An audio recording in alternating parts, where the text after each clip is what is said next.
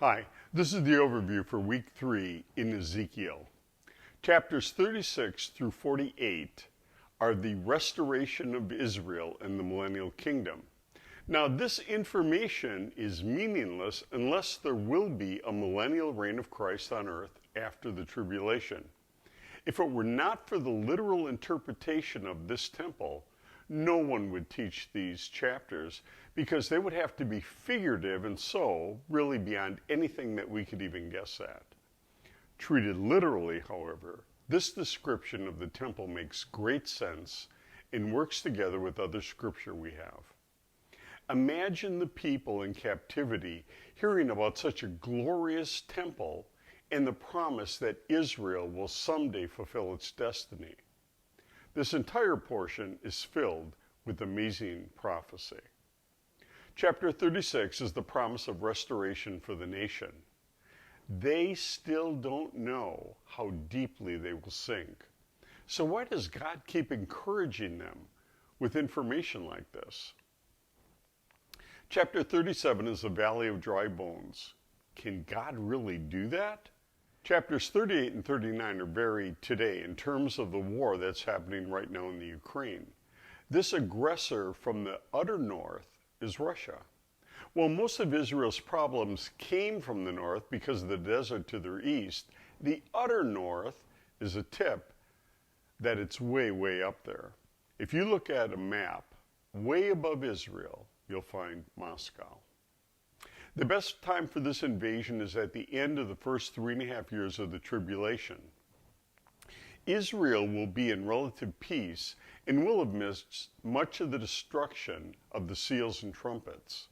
More importantly, Israel will be home to the two witnesses, not only meaning that Israel is spared a lot of damage, but also it's pretty untouchable. These two guys are the ones calling down the trumpets. In my thinking, the Antichrist will allow Russia to invade Israel, but at this point, the witnesses call down God's wrath upon this army camping out just across the Jordan from Jericho.